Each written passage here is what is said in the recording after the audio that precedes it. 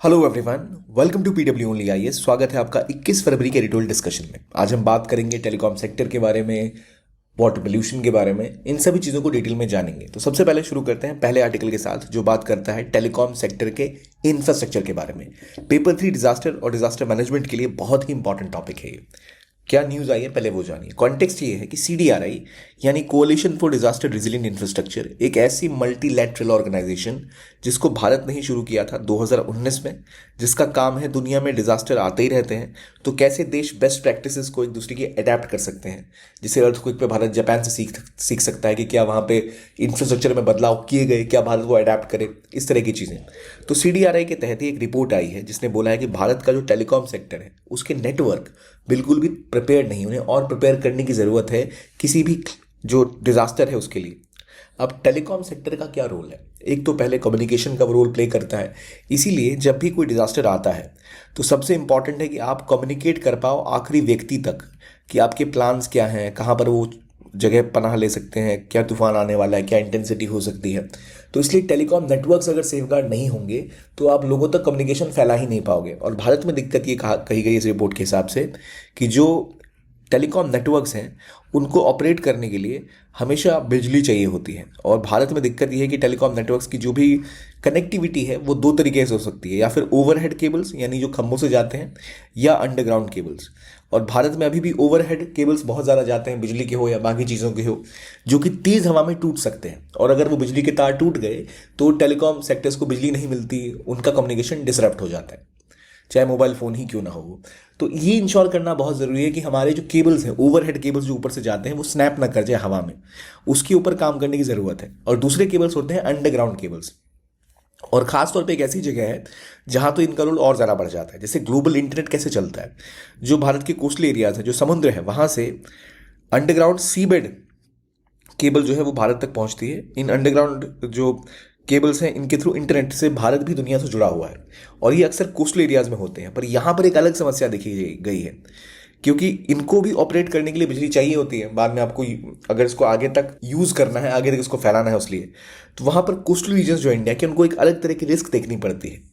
यहाँ पर जो इन वायर्स के जो लैंडिंग स्टेशंस हैं, वहाँ पर अक्सर कोस्टल रीजन में जब चक्रवात आ गया या कुछ भी आ गया, ऐसी डिजास्टर आ गया, तो वो यूज़ नहीं कर पाते नेटवर्क का, क्योंकि बिजली की कमी या और भी कई सारे प्रॉब्लम्स डिजास्टर्स की वजह से वहाँ आ जाते हैं। इसलिए ये इंपॉर्टेंट है कि इस तरह के डिजास्टर्स में जब पहले आपकी बिजली ही चली जाएगी तो आपके टेलीकॉम नेटवर्क्स को बुरी तरह नुकसान पहुंचने वाला है। तो इसलिए बहुत इंपॉर्टेंट है कि हम अपनी पावर के प्रॉब्लम को रिजॉल्व करें डिजास्टर्स के केस में, और इन नेटवर्क्स के आसपास बिजली की समस्या नहीं होनी चाहिए। दूसरी बात ये भी है, भारत में जो जगह है जहाँ पर अंडरग्राउंड केबल्स भी बिछे हुए हैं, वहाँ बार बार कभी खुदाई हो रही होती है पाइप बिछाने के लिए, कभी सीवर के लिए। तो इन सभी चीज़ों की वजह से अक्सर उनको नुकसान पहुँचता रहता है, ये इस रिपोर्ट ने मेंशन किया है। और इसीलिए इंपॉर्टेंट है कि हमें इन सब चीज़ों पर फोकस करते हुए पहले जो भी डिगिंग होती है उसको चैनलाइज करना होगा कि हम बार बार डिगिंग ना करें। यहाँ पर इस रिपोर्ट में ये भी बोला गया है कि जैसे जो अंडर सी केबल्स होते हैं वो बहुत टाइम कंज्यूमिंग होते हैं। अगर उनमें कोई दिक्कत आ गई, तो अगर उनको रिपेयर करना पड़ गया तो बहुत सारी दिक्कतें आती हैं। और अक्सर ये दिक्कतें क्यों आती हैं? क्योंकि आपके आसपास का पावर फेलियर हो जाता है। तो इसलिए पावर सप्लाई गारंटी करना बहुत इंपॉर्टेंट है। कई जगह जनरेटर्स का इस्तेमाल किया जाता है, पर हमने देखा है ये भी हमेशा रिजॉल्वेबल नहीं है। तो इसलिए कई जो ऐसे पावर सेंटर्स हैं वो एक बैटरी रखते हैं एज अ फ्यूल बैकअप। तो ज़रूरी है कि भारत अपने जितने भी ऐसे टेलीकॉम नेटवर्क्स हैं जहाँ पर आपकी अंडर सी केबल्स आ रही हैं, वहाँ पर पावर की गारंटी रखे 24 घंटे। वहाँ पर हमें बैकअप तैयार रखना चाहिए। तो इसलिए बहुत इंपॉर्टेंट है कि आपके पास बेहतर फ्यूल होना चाहिए, ताकि अगर कभी ज़रूरत पड़े तो उस फ्यूल का इस्तेमाल करके आप बिजली बना सको जनरेटर्स के थ्रू। तो ये एक चीज़ है जहाँ पर फोकस किया गया है इस रिपोर्ट में भी, कि हमें प्रिपेयर होना होगा इन चीज़ों के लिए। इसके अलावा इसमें जो कदम उठाने के लिए कहा गया है उनमें एक पहला एस्पेक्ट है कि आपको बेहतर डेटा कलेक्शन करनी पड़ेगी, यानी कहाँ पर क्या समस्याएं हैं उनको आइडेंटिफाई करना। जो आपके स्टेट गवर्नमेंट के ऑफिशियल्स हैं उन तक वो डेटा पहुँचना चाहिए और उसके हिसाब से उन्हें कदम उठाना चाहिए। दूसरा, आपको एक रिजिलियंट पावर इंफ्रास्ट्रक्चर बनाना पड़ेगा, एक ऐसा इंफ्रास्ट्रक्चर जहाँ से जो सेल टावर्स हैं वो भी हवा को झेल पाएँ, और जो उनको बिजली मुहैया कराने की सुविधा है वो बेहतर हो, वो किसी तूफान या चक्रवात में तहस नहस ना हो जाए। और अगर जहाँ पर विंड स्पीड ज़्यादा होती है कोस्टल इलाकों में, तो वहाँ आपको बाकी भी जो अल्टरनेटिव ऑप्शंस है प्रोवाइड करने चाहिए। इन्होंने ये भी बोला है कि जहाँ पर आपकी अंडरग्राउंड केबल्स होती हैं वहाँ पर आपको डिग वंस पॉलिसी लेके आनी चाहिए कि एक बार में ही आप जितने आपके डेटा केबल हैं, water infrastructure, fibre optic cables, वो सब एक साथ ही बिछा दो ताकि बार बार डिगिंग करके चीज़ों को नुकसान कम पहुँचे। और अभी जो हमारे अंडरग्राउंड केबल्स हैं वहाँ पर ये दिक्कतें ज़्यादा आ रही है, इसको रिजॉल्व करना बहुत ज़रूरी है और इसलिए आपको डिग वंस करके पहले से आगे लेके सोचना पड़ेगा कि क्या क्या और ऑप्शंस हो सकते हैं, तो अभी वो सारी चीज़ें हम ऐड कर दें। इवन ये भी बताया गया है कि शॉर्ट टू मीडियम टर्म एक रोड मैप सजेस्ट किया गया है कि डिजास्टर डैमेज को कम करने के लिए, डेटा फॉर्मेट को कम करने के लिए हमें एक टेलीकॉम इंफ्रास्ट्रक्चर की प्लानिंग में चेंजेस करने पड़ेंगे, ताकि जो हमारा टेलीकम्युनिकेशन है उसका जो पूरा नेटवर्क है वो जिस राज्य में लगाया जा रहा है उस राज्य को लेकर जो समस्याएं हो सकती हैं, अगर आप झारखंड में या फिर आप उड़ीसा में ऐसा नेटवर्क लगा रहे हो तो दोनों जगह की रीजनल और लोकल चैलेंजेस अलग अलग हो सकते हैं। तो उसको ध्यान में रखते हुए आपको अपने इंफ्रास्ट्रक्चर पे काम करना चाहिए प्लानिंग लेवल पर ही, और अगर रिक्वायरमेंट हो तो आपको वहाँ पर कॉमर्शियल इंटरवेंशन की ज़रूरत है। जैसे आप इंश्योरेंस प्लान ले सकते हो, तो एक पैरामेट्रिक इंश्योरेंस की बात की गई है जिसके तहत अगर कोई चक्रवात, कोई तूफान, कोई भी नेचुरल डिजास्टर आता है तो केवल कॉमर्शियल बर्डन जो सारा का सारा है वो टेलीकॉम ऑपरेटर्स के ऊपर नहीं रहेगा, वो एक प्रीमियम पे करते रहेंगे, तो इंश्योरेंस कंपनी आके उनको सपोर्ट भी करेगी जब कोई ऐसा चक्रवात या तूफान आ गया। तो इससे क्या होगा, जल्दी से उनको पता है कि इंसेंटिवाइज हो जाएंगे वो कि चलो भाई पैसा यहाँ से तो रिम्बर्स हो जाएगा, तुरंत वो चीज़ों पर काम कर पाएंगे। तो इससे होगा ये कि उन्हें भी पता रहेगा कि चलो एक सपोर्ट सिस्टम वहाँ भी हमारे लिए अवेलेबल है। तो इन सब चीज़ों पे फोकस करके जहाँ पर हम बड़े इन्वेस्टमेंट और स्मॉल इन्वेस्टमेंट दोनों को मिक्स करेंगे तब जाकर हम अपने नेटवर्क सेक्टर्स को बेहतर बना सकते हैं, हमारे टेलीकॉम नेटवर्क्स को बेहतर बना सकते हैं। खासतौर पे हैवी रेंज के टाइम में डीजल जनरेशन भी काम करना बंद कर देते हैं अगर पानी बहुत ज़्यादा बढ़ जाता है। तो इससे निकलने का बेस्ट तरीका है कि जो आपके टॉवर्स हैं उसका बेस्ट तरीका है कि आपके जनरेटर्स जो हैं वो टॉवर्स के ऊपर इंस्टॉल होने चाहिए। तो जहाँ पर बाढ़ ज़्यादा आती है, फॉर एग्जांपल बिहार या आप ईस्टर्न यूपी की बात करें, तो वहाँ जो आपके ऐसे नेटवर्क्स हैं वहाँ पर ऑलरेडी पावर के लिए जो बैकअप की सुविधा है वो ऐसी होनी चाहिए कि जनरेटर्स एक हाइट पे इंस्टॉल होने चाहिए जब आप नेटवर्क खड़े कर रहे हो, ताकि ये प्रॉब्लम अपने आप रिजॉल्व हो जाएगी। तो प्लानिंग लेवल पे भी कुछ चेंजेस की ज़रूरत है और पॉलिसी लेवल पे भी। तो ये आर्टिकल था डिजास्टर्स के बारे में, क्या स्टेप्स लेने की ज़रूरत है, क्या चेंजेस रिक्वायर्ड है, उसके बारे में हमने बात कर ली। अगले आर्टिकल पे आते हैं जो बात करता है इंडिया और चाइना के रिलेशंस के बारे में, जहां पर हमें पता है अभी डी एस्केलेशन हो चुका है, यानी कि बॉर्डर पर जो विवाद था वो लगभग सुलझता सा दिख रहा है फॉर द टाइम बीइंग। अब यहाँ क्या नए चैलेंजेस हैं, पेपर 3 के आईआर के लिहाज से बहुत इंपॉर्टेंट आर्टिकल है, सिक्योरिटी चैलेंजेस की बात करता है ये। यहाँ क्या कोर चीज़ें डिस्कस की गई हैं। तो इंडिया के foreign secretary Vikram Misri China पहुंचे जनवरी में, जहां इंडिया ने और चाइना ने मिल के बात की और कई सारी अनाउंसमेंट की। यहाँ पर ये बोला गया कि कैसे ये दोनों देश अब चीज़ों को रिजॉल्व करने की कोशिश कर रहे हैं, पर सवाल ये उठता है कि चाइना आखिर ऐसी कोशिश क्यों करेगा। जैसे कैलाश मानसरोवर यात्रा को नॉर्मलाइज करने की बात हो गई, बायलैटरल फ्लाइट्स नॉर्मलाइज करने की बात हो गई, लेकिन ये रिस्टोरेशन हो क्यों रहा है, कहा यह जाता है इसके पीछे सबसे बड़ी वजह है एक आउटसाइड फैक्टर जो है डोनाल्ड ट्रंप। डोनाल्ड ट्रंप के आने के बाद अमेरिका टैरिफ रेट्स को बढ़ाने वाला है, ट्रेड वॉर करने वाला है चाइना के साथ। इसके अलावा ट्रंप के आने के बाद इंडिया के भी गुड्स के खिलाफ टैरिफ बढ़ने की उम्मीदें हैं और कई अनाउंसमेंट ऑलरेडी हो चुकी हैं। तो भारत को भी नुकसान है पर चाइना को बड़ा नुकसान है। तो वो नहीं चाहते कि जब उनके पास एक बड़ा चैलेंज ट्रंप के थ्रू आने वाला है तो वो अपना एनर्जी कहीं और भी लगाएं। तो वो उनका प्राइमरी मोटिव है भी उसको काउंटर करना, इसलिए चाइना इंडिया के करीब आता दिख रहा है। कहा यह जाता है कि जब 1962 के बाद भारत के संबंध नॉर्मलाइज भी हुए वो तभी हुए जब टाइनमन स्क्वायर हुआ था 1989 का, और दुनिया में चाइना की भरपूर बेइज्जती और बदनामी हो रही थी। तो वो सोच रहे थे कि भाई वहां पर पहले फोकस करते हैं, इंडिया के साथ संबंधों को और बेहतर कर लेते हैं क्योंकि ये हमें सीधा नुकसान नहीं पहुंचा रहा। लेकिन प्रॉब्लम यह है कि अब जो ये एग्रीमेंट हुआ है इसके बाद क्या सिचुएशन है, क्या जो गलवान वैली से पहले, गलवान की लड़ाई से पहले जो सिचुएशन थी, क्या सेम वही सिचुएशन में चीज़ें रिजॉल्व हो रही है, चाइना अपने सैनिक पीछे खींच रहा है, या जो पहले का सिस्टम था वही रिस्टोर हो रहा है, या फिर चाइना जो चाहता था कि जहाँ तक वो आ चुके हैं बस वहाँ तक उनको रहने दो।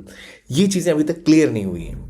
हमें ये तो पता है कि इकोनॉमिक कंसर्न दोनों के हैं इसलिए करीब आना चाह रहे हैं या बड़ी दिक्कतें हैं, बट ये नॉर्मलाइजेशन किस लेवल पे हुआ है इसके बारे में अभी तक हमें नहीं पता। इस आर्टिकल में भी ये भी अभी तक हमें पता लगता है क्लियर नहीं हो पाया है कि पेट्रोलिंग राइट्स जो हैं, यानी जो सैनिक बॉर्डर्स पे पेट्रोलिंग करते हैं वो पूरी तरह रिस्टोर हुए हैं या नहीं हुए हैं। क्या जो डीमोबिलाइजेशन है, यानी जो आपके सैनिक बॉर्डर के आसपास जो आपने बड़ा जत्था भेज रखा था वो डीमोबिलाइज होंगे या नहीं होंगे, किस लेवल पे हो रहे हैं, इसके बारे में क्लैरिटी नहीं है। ठीक है, तो इन सब चीज़ों के बारे में क्लैरिटी ना होने से कई सारे सवाल खड़े होते हैं कि आखिर क्या हो रहा है यहाँ पर। गवर्नमेंट ऑफ इंडिया ने भी कुछ नहीं बोला, ना डीस्केलेशन पे, ना डीमिलिटराइजेशन पे, ना डीमोबिलाइजेशन पे, क्योंकि बहुत सारे ट्रूप्स इंडिया ने शिफ्ट कर दिए थे इस रीजन में, जो गलवान का रीजन था। बट कहानी सिर्फ इतनी नहीं है, 2020 के बाद से कंसिस्टेंटली इंडिया ने भी सोल्जर्स यहाँ पे डिप्लॉय किए हैं, और चाइना ने तो बहुत बड़ा इंफ्रास्ट्रक्चर इस पूरे इलाके में बिल्ड कर रखा है। ये गलवान है, देप्सांग प्लेन की बात कर लो, दारबुक की बात कर लो, इस पूरे रीजन में कई ऐसे टेंशन के पॉइंट्स हैं। जो 6 खास पॉइंट्स थे, गलवान, डेप्सांग प्लेन, चार्डिंग नाला, गोगरा पास, हॉट स्प्रिंग और पेंगोंग सो लेक, इन सभी एरियाज में डिस्प्यूट्स हैं और इनको रिजॉल्व करना बहुत इंपॉर्टेंट है दोनों ही देशों के लिए। पर अभी तक जो रियल सिचुएशन है हमें नहीं पता क्या है, क्लैरिटी नहीं है उसके ऊपर। तो अगर LAC जो इंडिया चाइना का बॉर्डर है, उसके ऊपर क्या चाइना के सोल्जर्स वापस आ गए हैं या इंडिया के सोल्जर्स वापस आ गए हैं, कहाँ तक सिचुएशन है, इसके बारे में अभी तक नहीं पता हमें। अब LAC पे जो चीजें हैं उससे एक और सवाल उठता है कि जैसे ब्रिक्स के समिट के टाइम में भी भारत ने और चाइना के बीच में बातें हुई थी, पर वहां कुछ क्लियरली इंडिया ने भी पब्लिकली नहीं बोला था। अब हमें ध्यान रखना पड़ेगा, अच्छी बात है डीस्केलेशन हो रही है, अच्छी बात है डीमोबिलाइजेशन हो रही है, नॉर्मलाइजेशन हो रही है, पर जो इस आर्टिकल का सार है वो यही है कि क्या ये चीज़ें जो हो रही हैं ये इंडिया के स्टैंड के हिसाब से हो रही हैं, जहां इंडिया ने कहा था कि यहाँ पर हमें जो स्टेटस को है वो स्टैब्लिश करना पड़ेगा।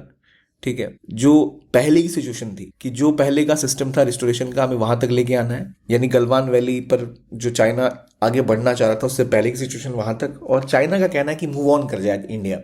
अब ठीक है, छोटी मोटी जमीन का हिसाब है, आगे बढ़ते हैं, लेकिन आपको याद रखना होगा चाइना की पॉलिसी है ये, इसे कहते हैं सलामी स्लाइसिंग, यानी वो छोटे छोटे टुकड़े जमीन के काट के अपने हिस्से में लेता चला आता है। जैसे उसने गलवान पे कुछ हिस्से पर आगे आकर कब्जा कर लिया, अब वो पीछे हटने से इनकार करेगा और सामने वाला सोचेगा थोड़ी सी तो जमीन ली है, इसके लिए क्या झगड़ा करना। तो वो चाइना का सलामी स्लाइसिंग यूज करने का एक अप्रोच है, जहां वो इस तरह की स्टेटमेंट्स अक्सर देता है कि भाई मूव ऑन कर जाओ, क्यों इस छोटी सी चीज के ऊपर इतना झगड़ रहे हो, थोड़ा सा पीछे हम भी हट गए, आप भी मान जाओ। लेकिन क्या वो कदम उठाए गए हैं या फिर भारत की बात मान ली गई है और जो पहले का स्टेटस को था वो रिस्टोर कर दिया गया है, ये तो अभी हमें पता नहीं है, भविष्य में पता लगेगा। पर तत्काल जो स्टेप्स हैं वो क्यों उठाए जा रहे हैं इसके बारे में कुछ पता लग रहा है हमें कि शायद ट्रंप का डर इसको आगे पुश करने को तैयार कर रहा है।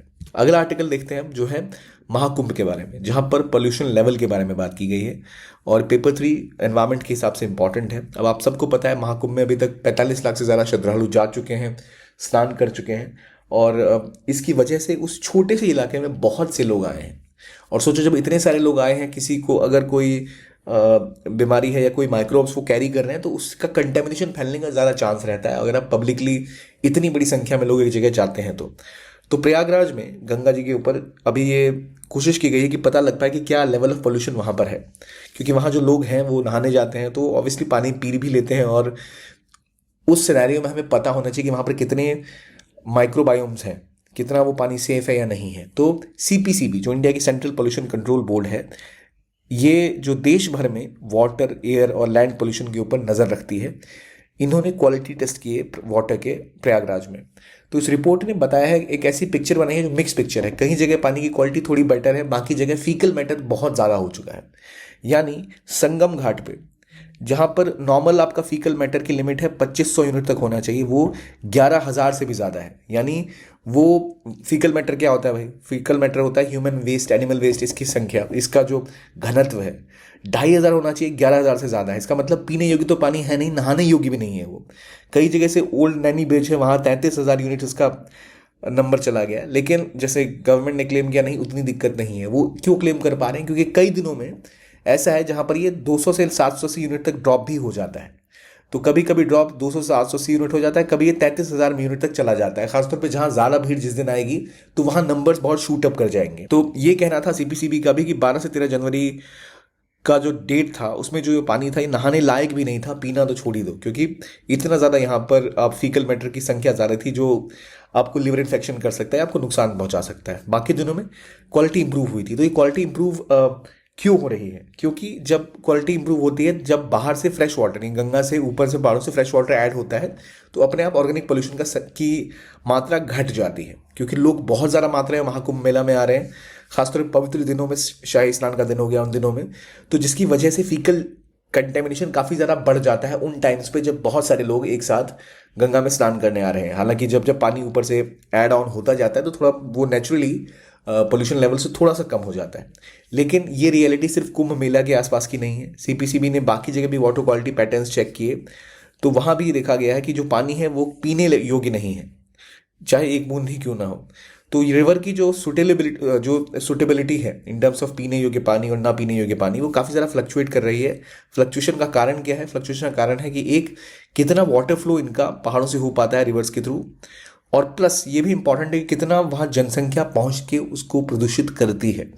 तो ज़रूरी ये है कि इन दोनों ही चीज़ों को हमें मैनेज करना पड़ेगा। अगर हम नहीं करते हैं तो समस्याएं और ज़्यादा बढ़ सकती हैं। National mission for clean Ganga जो है वो एक इस एफर्ट के लिए बनाई गई है कि रिवर की हेल्थ को इंश्योर किया जाए, और उसमें उत्तर प्रदेश सबसे बड़ा बेनिफिशियरी है, जहाँ पर ज़रूरी है कि अभी आप रिवर क्लीनिंग पर को प्रायोरिटाइज करें और जो पोल्यूशन के कंसर्न्स हैं उसको साइड लाइन करें। क्योंकि अभी तक हाल में जो यूपी के चीफ मिनिस्टर हैं उन्होंने कहा था बेसलेस है ये डेटा, तो उसको लेकर बात की गई है यहाँ पर। तो कुंभ मेला बताता है कि हमें लॉन्ग टर्म सॉल्यूशंस की रिक्वायरमेंट है, ना कि डिनायलिज्म, यानी हम मान लें कि कोई दिक्कत नहीं और चलते रहें, ऐसा नहीं होना चाहिए। We need to have some long term solutions ताकि हम वेस्ट मैनेजमेंट बेहतर कर सकें। फीकल कंटेमिनेशन जैसी चीज़ें तो बिल्कुल कम होनी चाहिए। तो इसके लिए हमें साइंस का सहारा लेना पड़ सकता है। बेहतर मैनेजमेंट की रिक्वायरमेंट है, अगर हम नहीं करते हैं तो हम और हमारे समाज को एक लॉन्ग टर्म दुष्प्रभाव झेलना पड़ सकता है। ठीक है, अब आते हैं अगले आर्टिकल के ऊपर जो बात करता है ग्लोबल आइस के बारे में। ऐसा देखा जा रहा है कि ग्लोबल आइस केवल लगातार कम होता जा रहा है और अभी तो ग्लोबल रिकॉर्ड लो पे पहुंच चुका है वो। अगर हम बात करें ग्लोबल सी आइस कवर के बारे में तो क्या लेवल आ चुका है, तो अभी जो 13 फरवरी के आसपास की रिपोर्ट है उसमें बताया गया है कि ये 15.76 मिलियन स्क्वायर किलोमीटर है। अभी तक का जो सबसे लोएस्ट देखा गया था वो 15.93 मिलियन स्क्वायर किलोमीटर था। उससे भी नीचे आने का मतलब है कि लगातार बर्फ कम होती जा रही है। अब इस बर्फ के कम होने से क्या होता है, देखिए, जब भी बाहर से सनलाइट आती है ना, तो मान लो एक सूर्य की किरण इसके ऊपर पड़ रही है बर्फ के ऊपर और एक यहाँ पानी के ऊपर पड़ेगी, तो जो इस वाइट बर्फ के ऊपर सूर्य की किरण पड़ेगी इसको ये रिफ्लेक्ट कर सकते हैं। इसकी वजह से एल्बेडो जो है वो कम हो जाता है, ज़्यादा ज़्यादा जो लाइट है रिफ्लेक्ट होती है तो गर्मी कम पहुंचती है सरफेस तक, तो इसकी वजह से यहाँ ठंडक बनी रहती है। सीधा अगर वाटर के ऊपर आकर सूर्य की किरण पड़ती है तो वो रिफ्लेक्शन ज़्यादा नहीं कर पाती, ये वाइट सरफेस ज़्यादा रिफ्लेक्ट कर सकता है, तो यानी गर्मी यहाँ ज़्यादा होगी। और अगर ये वाटर गर्म होगा तो इसके ऊपर जो बर्फ़ है वो पिघलेगी, बर्फ पिघलेगी तो और ज़्यादा एल्बिडो बढ़ जाएगा, सूर्य की किरणें सीधा सीधा आकर और सतह से टकराएंगी तो और ज़्यादा गर्मी बढ़ेगी तो और बर्फ पिघलेगी। तो इस तरह करते करते एक ऐसा प्रोसेस है जहाँ एक चक्र बन जाता है, गर्मी से बर्फ पिघलती जाती है, बर्फ पिघलने की वजह से गर्मियाँ और बढ़ती जाती हैं, और so on and so fourth. तो इसलिए इम्पॉर्टेंट है कि हम इसको प्रायोरिटाइज करें। अब देखो कहानी ये है, जो डेटा है उसमें आर्कटिक और अंटार्कटिका दोनों में हमें ये चेंज देखने को मिलता है। अब जो डिप है उसमें आर्कटिक सी बहुत ज़्यादा इससे दुष्प्रभावित है। अंटार्कटिका में एक पॉइंट ऑफ टाइम पे ग्रोथ भी दिखी गई थी, पर आर्कटिक का तो बहुत बुरा हाल हो रखा है, क्योंकि 1970s के बाद से देखा जा रहा है कि आर्कटिक की बर्फ़ हर साल बहुत भारी मात्रा में पिघलती जा रही है। अब देखिए, कुछ ऐसी बर्फ़ होती है जो गर्मियों में पिघलती है, सर्दियों में दोबारा फिर रिस्टोर हो जाती है, लेकिन कुछ परमानेंट होती है। अब यही दिक्कतें आ रही है कि आर्कटिक में देखा जा रहा है जहाँ इसका मैक्सिमम आस्पेक्ट था बहुत पहले, वो अब मिनिमम लेवल पे आ चुका है, यानी 12% के आसपास पर डिकेड ये आर्कटिक में सी घटती जा रही है। 1981 से लेकर अब 2010 तक की बात करो तो वो दिखाता है कि चीज़ें और ज़्यादा दिक्कत वाली हैं। यहाँ तक कि इस लेवल पे बर्फ़ घट रही है कि वहाँ पर अब तो कमर्शियल शिप्स भी चलना स्टार्ट हो सकते हैं, एक नया सी रूट डेवलप हो सकता है। उसके उल्टे अगर अब अंटार्कटिका की बात करते हैं, यहाँ कहानी थोड़ी डिफरेंट है। 2015 तक ग्रोथ हो रही थी आइस में अंटार्कटिका में, लेकिन उसके बाद 2014 और 17 के बीच में अंटार्कटिका ने 2 मिलियन स्क्वायर किलोमीटर की आइस को खो दिया, और इतने बड़े आइस का खोना मतलब अब सी वाटर और ज़्यादा बढ़ेगा और दिक्कतें बढ़ेंगी। तो अब जाकर देखा जा रहा है 2023 में अंटार्कटिका की बर्फ़ भी अभी तक के सबसे कम लेवल पे आ चुकी है, 2 मिलियन स्क्वायर किलोमीटर कम जितना होना चाहिए उसके मुकाबले। तो ये जो चीज़ें हैं ये सवाल खड़े करती है कि जो ग्लोबल क्लाइमेट चेंज हो रहा है, जो ग्लोबल वार्मिंग बढ़ रही है, उसको अगर हम मैनेज नहीं करेंगे तो हमारा जो आइसबर्ग है जितने ज़्यादा पिघलेंगे, हमारी सी आइस जितनी कम हो जाएगी, उतनी ज़्यादा समुद्र का लेवल पानी का बढ़ सकता है। समुद्र का लेवल जब बढ़ेगा तो क्या होगा, पानी का लेवल बढ़ने का मतलब है और ज़्यादा फ्लडिंग, सुनामीज, आपके शहर डूब सकते हैं। प्लस क्योंकि बर्फ़ पिघलेगी तो सी का टेम्परेचर राइज करेगा, तो जो ग्लोबल क्लाइमेट पैटर्न्स हैं वो प्रभावित हो जाएंगे, आपकी बरसात प्रभावित हो जाएगी, आपके मानसून प्रभावित हो जाएंगे। तो इसका इम्पैक्ट बहुत सारे फैक्टर्स पर पड़ सकता है और लॉन्ग रेंजिंग इम्पैक्ट बहुत ज़्यादा हो सकता है। तो इसीलिए कहा यह जाता है कि जो वल्नरेबिलिटी है इसको रिजॉल्व करने की ज़रूरत है। अंटार्कटिका के सी आइस की हम बात करें तो वो आइस ब्रेकिंग विंड्स से बहुत ज़्यादा प्रभावित होते हैं, यानी बहुत तेज़ी के साथ हवा आती है, और एक बड़ा सा आइस का अगर आइसबर्ग है या बड़ा सा एक गोला है तो वो सेफ रहेगा, लेकिन बड़ी हवाओं के थ्रू वो छोटे छोटे टुकड़ों में टूट जाता है, जो जो आसानी से फिर पिघल सकता है। आर्कटिक आइस के साथ दिक्कत ये है कि उनके आसपास ओशंस है, ठीक है, कॉन्टिनेंट नहीं है, तो वहाँ क्या है कि वहाँ पर आइस ब्रेकिंग विंड्स का उतना प्रभाव नहीं है। वहाँ पर दिक्कत है कि वो मोबिलिटी है उनके आगे, तो मोबिलिटी होने की वजह से यानी वो आसपास चलते रहते हैं बर्फ़ के टुकड़े, तो वो पतले हो जाते हैं और पतली बर्फ़ को भी पिघलने का चांस ज़्यादा होता है। तो इस साल क्या है, पानी भी गर्म है और हवाएं भी गर्म है, जिसकी वजह से ज़्यादा चांसेस हैं इन बर्फ़ के पिघलने की। हायर एयर टेम्परेचर हो रहा है, जिसकी वजह से चाहे अंटार्कटिका हो चाहे आर्कटिक हो, जहाँ वहाँ पे बर्फ़ ज़्यादा पिघल रही है और वो ओशन में घुलती जा रही है, जिसकी एक बड़ी प्रॉब्लम दिखेगी। अब बात ये भी की जाती है, जैसे कनाडा और अमेरिका के आसपास के इलाकों में अभी तक बर्फ़ की फ्रीजिंग हो जानी चाहिए, यानी जो वाटर है उसे जम जाना चाहिए था, पर क्योंकि वहाँ की हवाएं अभी इतनी गर्म है कि बर्फ़ जम नहीं पा रही, इसलिए काफ़ी सारी दिक्कतें वहाँ पर झेली जा रही हैं। और ऐसा कुछ होता है तो लगातार सी लेवल टेम्परेचर बढ़ेगा और ज़्यादा बर्फ़ पिघलेगी और दिक्कतें होंगी। तो हमने आर्कटिक अंटार्कटिका के रीजन में जैसे देखा, वहाँ पर प्रॉब्लम वही है, अलग अलग तरह की गर्म हवाएं, गर्म टेम्परेचर, विंड्स जो बर्फ़ को तोड़ देती है, थिनिंग ऑफ आइस, इसकी वजह से वहाँ पर सी आइस ज़्यादा पिघल रही है। और जिस तरह से सी आइस कवर पिघलता जा रहा है, कम होता जा रहा है, तो इसका लॉन्ग टर्म इम्पैक्ट हमारी क्लाइमेट को पड़ सकता है। इस आर्टिकल को अगर आपको ब्रीफ में एसेस करना हो तो कैसे करोगे आप मेंशन करोगे कि ग्लोबल आइस कवर घट रहा है, किस लेवल पे घट रहा है, क्यों घट रहा है, अंटार्कटिका और आर्कटिक के क्या अलग अलग डिफरेंसेस हैं, क्या प्रॉब्लम्स हैं, कैसे इसको रिजॉल्व कर सकते हैं। तो ये था आज का आर्टिकल। आप चाहें तो दोनों ही ये आर्टिकल के पीडीएफ जो है वो आप या तो सुमित रेवड़ी सर के चैनल सुमित रेवड़ी या फिर only S nothing else Telegram channel पर जाकर आप इजीली डाउनलोड कर सकते हैं। इस वीडियो के लिए इतना ही, देखने के लिए धन्यवाद। Keep on watching BW only IAS. Have a nice day.